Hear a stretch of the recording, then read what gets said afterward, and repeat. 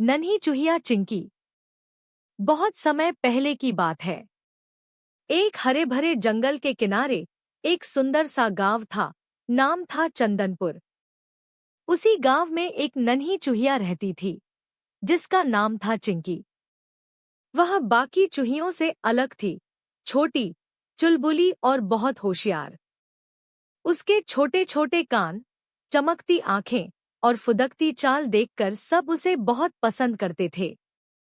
चिंकी को नई नई चीजें सीखना बहुत अच्छा लगता था। वह कभी अनाज के खेतों में घूमती तो कभी तालाब किनारे बैठकर मेंढकों की टरटर सुनती। गांव के बच्चे उसे दाना डालते और वह बदले में उनके खिलौने चुराकर ले जाती। पर बच्चे भी उसकी शरारतों पर हंसते और प्यार से उसे चिंकू बुलाते। एक दिन गांव में खबर फैली, राजा बिल्लू आ रहा है। राजा बिल्लू एक मोटा, खतरनाक बिल्ला था जो जंगल में सभी जानवरों को डराता था। सुना गया था कि वह अब गांव के चूहों को पकड़ने आया है। सभी चूहे डरकर अपने अपने बिलों में छिप गए। लेकिन चिंकी डरने वालों में से नहीं थी। उसने सोचा, अगर हम सब डर के भाग जाएंगे तो राजा बिल्लू रोज आता रहेगा। मुझे कुछ करना होगा। चिंकी सीधा अपने दोस्त टिंकू कौवा के पास गई और बोली, तुम्हें उड़ना आता है और मुझे सोचने का हुनर है। हम दोनों मिलकर राजा बिल्लू को सबक सिखा सकते हैं।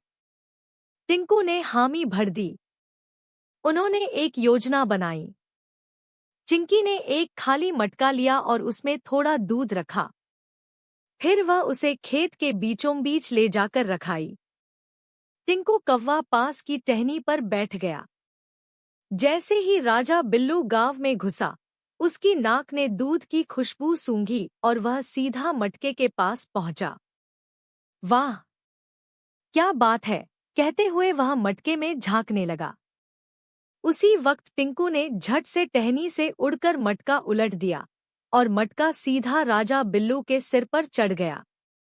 राजा बिल्लू अंधेरे में इधर-उधर भागा, लेकिन कुछ दिखा नहीं। सब चूहे अपने बिलों से निकले और जोर-जोर से चिल्लाने लगे, भागो बिल्लू राजा, भागो। राजा बिल्लू डरकर जंगल की ओर भाग गया और फिर कभी लौटकर नहीं आया। अब चिंकी गांव की हीरो बन चुकी थी। सबने मिलकर उसे चिंकी बहादुर का खिताब दिया। चिंकी ने सिखाया, डर से भागने से अच्छा है समझदारी से सामना करना। छोटा हो या बड़ा, अगर सोच सही हो तो कोई भी जीत सकता है।